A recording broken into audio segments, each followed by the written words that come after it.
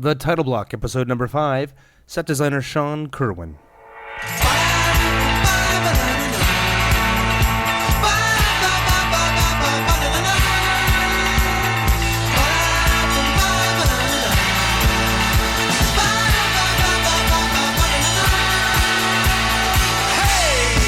It's gonna snow tonight.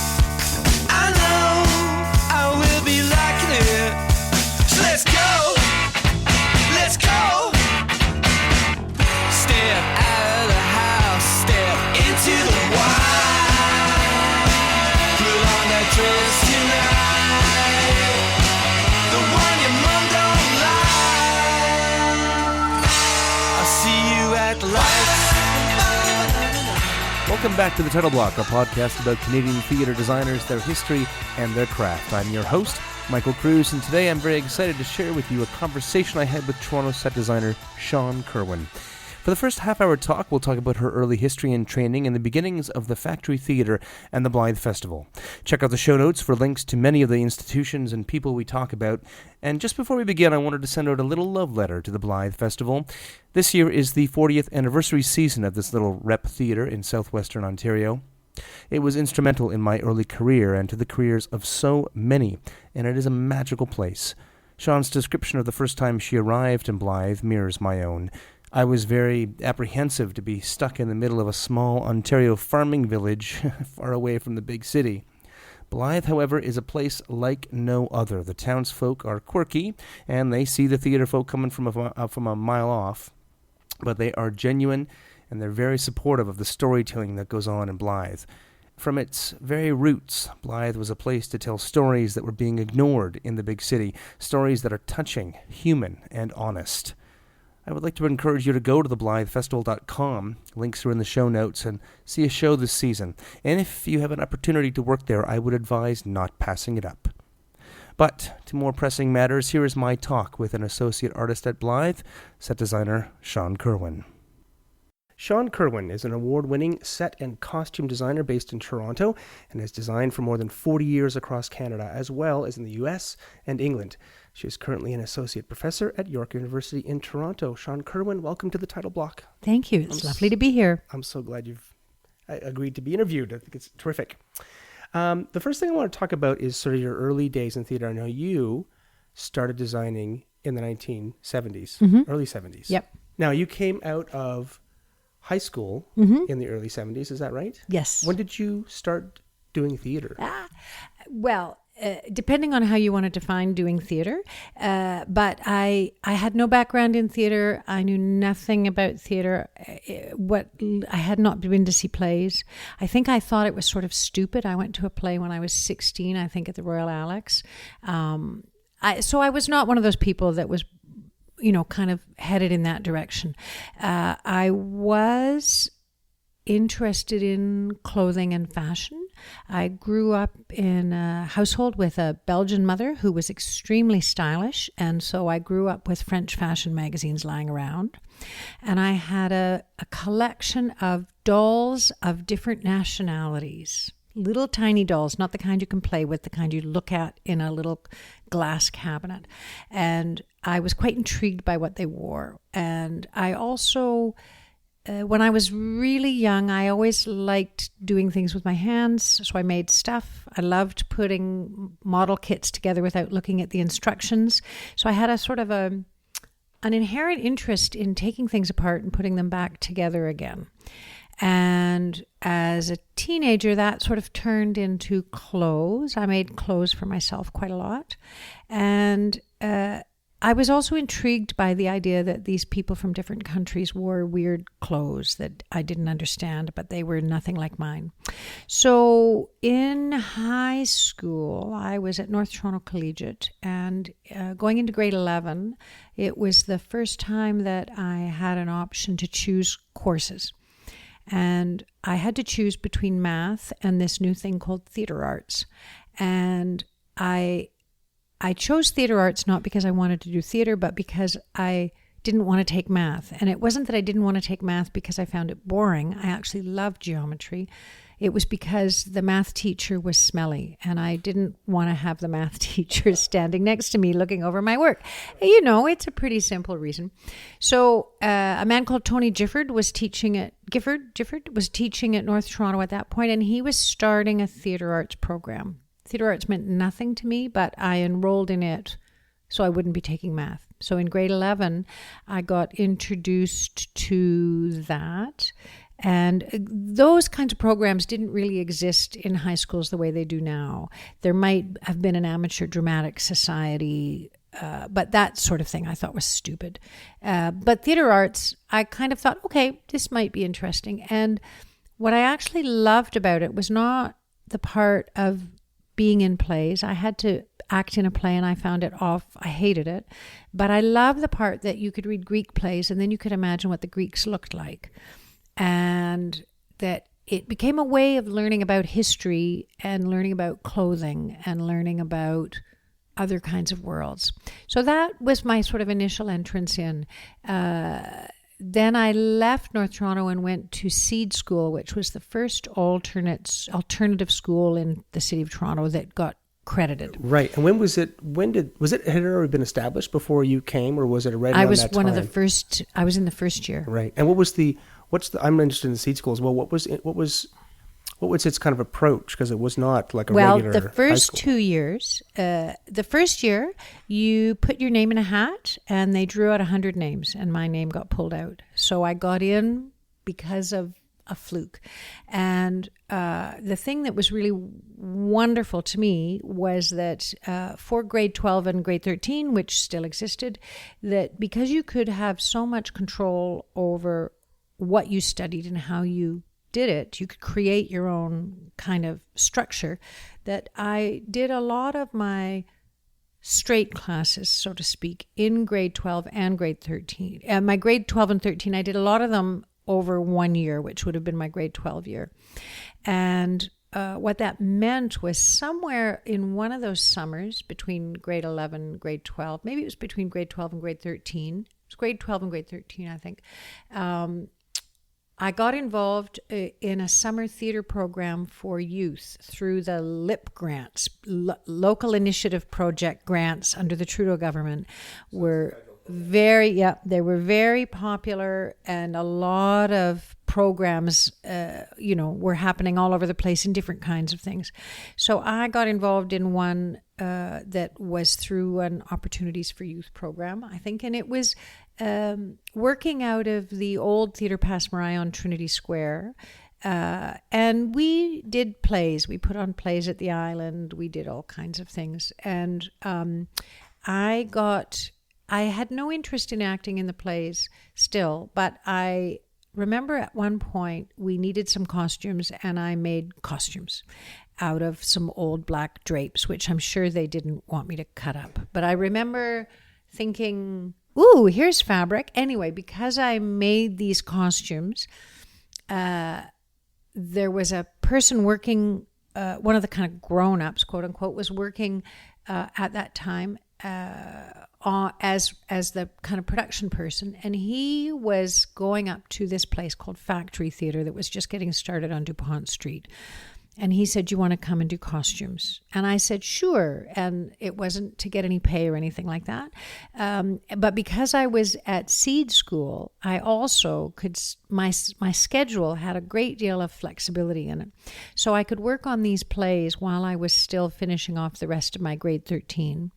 And the English teacher at Seed at that time was a wonderful man who is in his 90s now, Gordon Jocelyn, father of Matthew Jocelyn. Anyway, Gordon was my English teacher. So he used to come and see plays I'd work on at the factory. And that's essentially one of the reasons why I could get started, because I was in a high school structure that was willing to allow me enough flexibility that I could be doing this kind of work. And did you have a notion that there were actual professionals out there doing this job in theater, or was this just, were there other people around you designing professionally at the same time at the factory and elsewhere that you went into? Or? At that time, I was 17, and I didn't know much about anything, but I knew the factory was a neat place to hang out.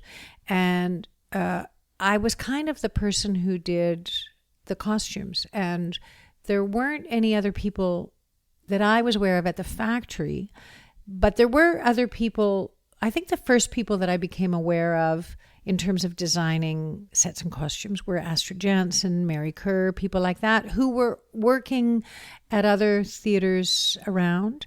And I know at various times I sort of went and volunteered to help them on various projects. It's all a bit of a blur. It was a long time ago. But mostly, I think I was really focused on the work at the factory. I had $25 budgets, and so I would, go out and work, trying to scrounge things for $25. I had a borrowed sewing machine. I worked in the dressing room, which had no heat. So it was pretty primitive, but my world was pretty small, so it was pretty rich. I think in those early years, one of the biggest influences, I think, was Eric Steiner, who was a director I worked with a lot. And that's where I first met George Walker, because I worked on George's early plays. And so because it was such a hive of activity, and there were so many, like there were people writing plays. So to be around writers who were creating work in front of you, and to be around the rehearsal hall a lot, I don't know that I had much sense of understanding what theater design was, but I certainly had a very rich time hanging out in that environment with all those people doing new work. I can imagine. And that's at the sort of beginning point of the kind of resurgence or birth of really modern Canadian theater at the time, right? The factory. Well, I wouldn't say modern Canadian theater, but I would say at that point, the idea of a commitment to Canadian writers. Because certainly when you look at Donald Davis, there's so many people who were, Dora Maver Moore. I mean, Canadian theater was a kind of a generation before in terms of getting going, I think. But Canadian playwrights, I grew up I could not tell you who a Canadian writer was. I couldn't tell you a Canadian novelist. I couldn't tell you a Canadian theater. What was that? I remember really consciously thinking, Ken is mad. He says he's just going to do Canadian playwrights. That's crazy. Like, they don't exist. And, I have another very vivid memory of, let me back up a bit. Because I had a European mother, who was very cultured, who came from Belgium. And I think growing up with her and with my dad, I had this sense that Canadian culture wasn't worth very much. She had come to Canada after the war. She was very sophisticated. We were living in Burlington, which was on a dirt road. It was not built up like it is now. And so I had this sense that certainly Burlington was a cultural backwater. Potentially Canada was a cultural backwater. So for me, the idea that there were Canadian voices that were legitimate and that were worth doing, this was huge to me. So I remember running the Gestetner machine at the Playwrights Co-op on DuPont Street, which was down the street from the factory, where we were making print copies of plays by living Canadian writers. This was to me extraordinary. I don't know. No, that makes sense. Now, the other question then is, how did you sell? You couldn't have been the only people who thought. I mean, you were working in the theater, and you thought that Canadian culture was a bit of a mystery to you. So how did you sell that idea to the public? Like, who came to see the show? I have no idea. I mean, I was a high school kid. Like, I was 17. I didn't even care if people came to see shows. I just cared about, the fact that we were putting a play on, and it was so neat. I had this community of people that I worked with. I kind of remember thinking in that arrogant way you have. Eric Steiner had a great phrase. He used to refer to the arrogance of youth. Well, I mean, I had that in, spades. I just thought, I don't care if people come. They're not smart enough to know how interesting we are. And and because I was the youngest person in the room, I just think that my view of what was going on was probably pretty small. I mean, I was still, in high school writing like my history exams and things like that. So I didn't really know what was going on. And I think that because I was around people who were generally, 6 to 8 years older than I was, who seemed phenomenally sophisticated and grown up, I just kind of deferred to them a lot on being really smart and knowing everything, and that I just was interested in trying to find costumes for $25. Right, of course. So you graduate high school, and then you need to get some training. Were there opportunities in Canada at the time to train in design? Let me rephrase that. Eric, who was a huge influence on me, I thought he was the smartest person I'd ever met. And because we did a lot of shows together, because he was directing them. So I was very influenced by him. He said, you have to go get training. And he said, you have to apply to Yale. I knew of the National Theatre School, but in all honesty, because I had no knowledge of Canadian theatre beyond Stratford and Factory Passe Muraille, Toronto Free when it was getting going, I had no reason in my own mind to believe that it was worth going to the National Theatre School, because I thought theatre was in England and the US. And at that point, certainly there was such a strong influence of Britain. I mean, it was still, Canada had not been kind of on its own for very long, really. I mean, 1967 was a kind of a real pivotal year. But, I'd grown up with the sense that the Queen was really who was running everything. And so my sense was that that's where theatre was as well. And Stratford, I knew Stratford. I didn't really know much else. And Stratford was where you did English plays, where you did Shakespeare. And there were a lot of English people there. And so I think that my sense of training and where you would go to get that was that you would have to go to another country. And where did you go? Well, I applied to Yale, but I'd always wanted to go to England. And in fact, George Walker and his girlfriend at the time and I used to talk about going over to England on a steamer, which we never actually quite got going. But I applied to Yale. And then I actually, Ken Gass, decided to take some plays to London, England, which seemed like a sort of wonderfully audacious thing to do. And two of the plays that were going over were plays that I had done the costumes for. One was Esker Mike and his wife Aggie Luke, and by Herschel Harden, and the other one was Baghdad Saloon by George Walker. And so I ended up going to England, and I was put on a waiting list at Yale. I had no idea about what Yale was. I applied to see if I could get in, and I was on a waiting list, and then I did get accepted, but they called me to tell me that I'd been bumped up the list.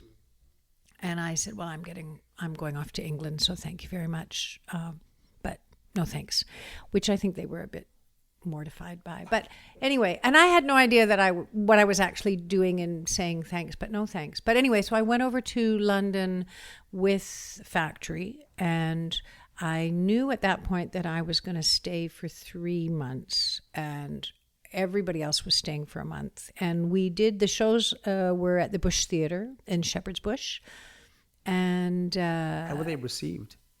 It seems I have no idea how they were received. I remember Eric did this great poster of dancing beavers and crates of, that said made in Canada or something. Because Eric used to do great posters that he would sign under a pseudonym of Teddy Bedley. And so anyway, it's a wonderful poster. And again, I didn't really know the big picture. I just knew I was going to London. But anyway, I think they were well received, but it's not like I read the newspapers or anything, so I don't really know how they were received. I know that for me, being over there at that time and being in the Bush Theatre. The Shepherd's Bush, at Shepherd's Bush, the theatre was, it was above a pub, so it wasn't a fancy place. It was I felt quite at home. And everybody else got ready to come back, and I knew I was going to stay on for 3 months. But I ended up staying on for 3.5 years. And one of the things that happened was that while I was there, I think I had this idea that I would convince people to just come and let me work for them, and I would work my way up doing Joe jobs. But Doug Robinson, who was the set designer on these 2 plays, he went out to Aldgate East to the rehearsal hall for the English National Opera. And we went and met an amazing woman called Percy Harris. Her real name was Margaret Harris, who was 72 and who was running the Sadler's Wells design course. And Percy was one of the trio of English designers called Motley, who had started working in the 20s with John Gielgud, and they had had an amazing career. And she had been running this school for 10 years. It had 10 students from all over the world, and it was embedded within the English National Opera, so that as a student, you were downstairs from the rehearsal hall. You were constantly next to opera singers, next to designers, next to, professionals, working professionals. And I don't know why I decided as soon as I met her that I had to be there, but I just knew. So anyway, we had conversations. I went back to wherever I was living. Everybody else went back to Canada. I stayed behind, got a job working as a props stagehand at the Duchess Theatre in the West End, and spent a year being in London, working there while I worked on my application to get to the Sadler's Wells. And I went to see Percy and showed her my work, and I was interviewed, and they decided to accept me. I had no idea how to put a portfolio together. I didn't know anything. I think what I had was this incredible determination and enthusiasm and a willingness to try to teach myself, because I had up until that point pretty much just figured it out on my own. And so they accepted me, and I was able to show them. I remember, this is so funny in a way, I was being interviewed by Percy and Hayden Griffin, who was running the school with her. Hayden, was designing at the Royal Court and at the National, and at, these were like all the people I aspired to be able to be working with. And I showed him a bunch of stuff I'd done in Toronto at Factory, pictures of stuff from Factory, pictures of stuff from Toronto Free Theatre. And they were all things that I'd, done on $25 budgets and made out of garbage. And he looked at them at one point and he said, "So it's like the Royal Court," because I was explaining that, we were just doing work by Canadian writers. And Hayden said, "So it's like the Royal Court." And all I could think of was, oh no, it's not. No, like the Royal Court is really like Mecca. Anyway, they did accept me, and I think part of it was looking at the photographs of all of those shows from DuPont Street. And I kept working at the Duchess Theatre, and that was how I sort of paid my way through. And the course was only a 1-year course, and it was fabulous. I loved it. It was incredibly intense. There were 12 students that year, which was the most Percy had ever taken. And she said she just couldn't make up her mind. And what I loved was that the students, 6 of them were British. I'm still in touch with a number of them.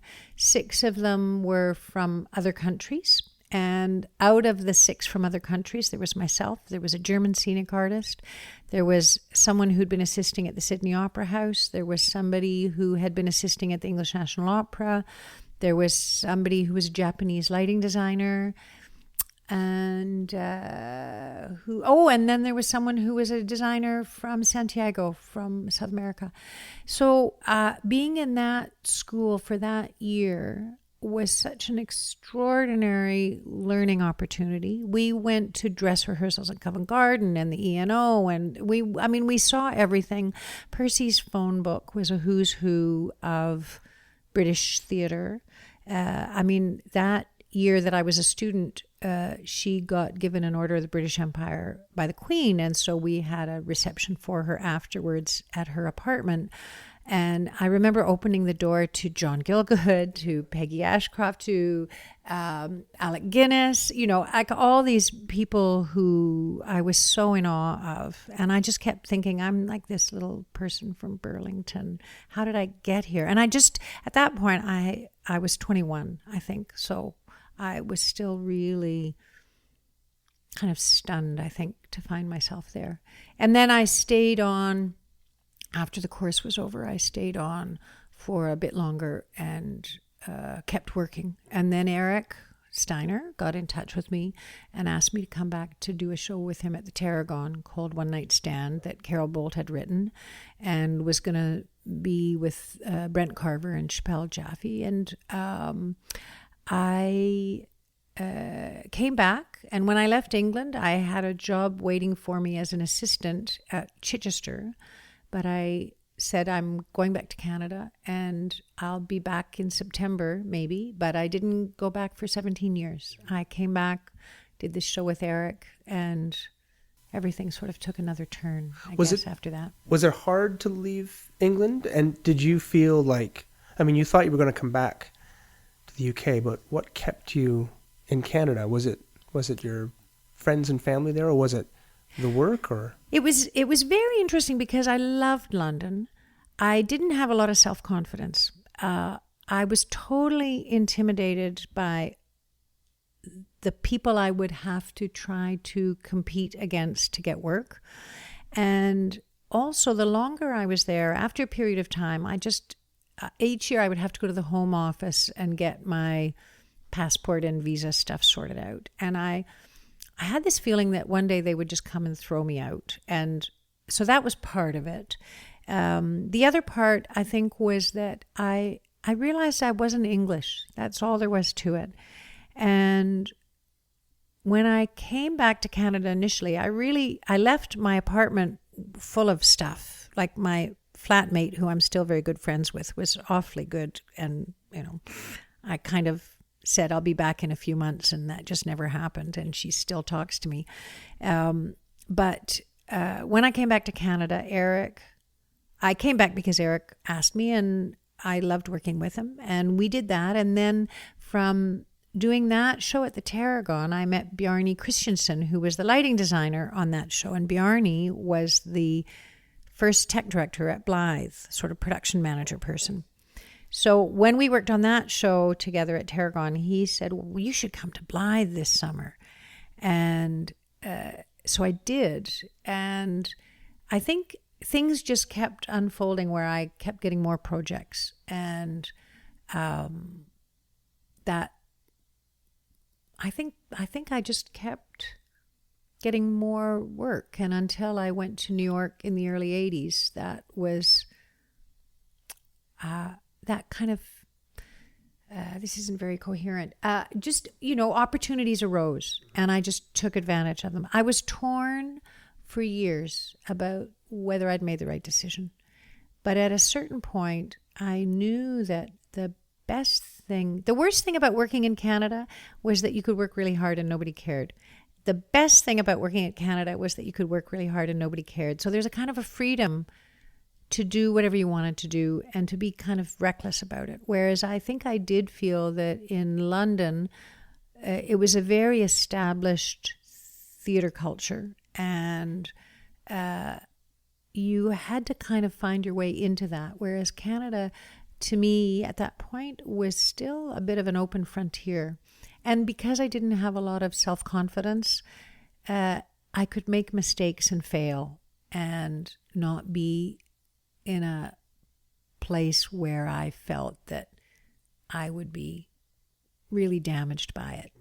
And I think that part where you feel safe bumbling around and knocking into things and figuring it out. If I had a different temperament, I perhaps might have felt that way in London, but I didn't. When you arrived in Blythe, what was there? I mean, they had the Blythe Festival Theatre, which was the town hall, and there was no administrative building. The shop wasn't there, right? No. What was the atmosphere like, first of all? Well, for me, okay, so I'd been living in London, England for 3.5 years, the center of the universe. I remember coming with Bjarne, and Bjarne wasn't even going to be working there that year. And I remember him dropping me on the main street, and I looked up the street and I looked down the street, and you can kind of, as you know, almost see out of town if you're standing in front of the theater. And all I could think of was, what am I doing here? How did this happen? And I really, I thought I was on the edge of the universe. But I'd signed on to do, I think I was doing 2.5 shows. Like I was doing sets and costumes for 2 and then costumes for 1 other show. So I'd signed on to be there for a hunk of time. And all I kept thinking was, I can't believe I'm in this place in the middle of nowhere with nothing. Like we painted scenery outside and flies got into the paint, and there was no wardrobe. That year there was a room in the above the town clerk's office that we got that we could turn into a wardrobe, and it had been a room that had not been opened since the end of the Second World War. And it was amazing. I opened it up. There was a calendar with King George on the wall. There was a cup of tea sitting on the windowsill. There was a jar of 1940s peanut butter. There was a wood stove. The curtains, when you touched them, they crumbled. And there were all these drawers, which are still in Blythe in the workshops, that are painted. They were storage drawers that have names of spices and things on each one. And they were in a bank along the wall, and in all of those drawers were patterns for the bandages that the women used to make to send over for the Red Cross. And I found a little nest of dead mice. It's just the skeletons. Like it was a total time capsule. And so what did I do? I spent 3 days scrubbing it down, which I kick myself now. I didn't take pictures. I just kept thinking, well, I'm going to turn this into the wardrobe. So, we had a little wardrobe space. I can't remember. I guess they built sets in the hall basement. It's a bit of a blur too. People were living, there weren't a lot of places to live. So people were living in the most extraordinary environments. I mean, there were people living in the train station, which is now a bed and breakfast, but then was basically abandoned.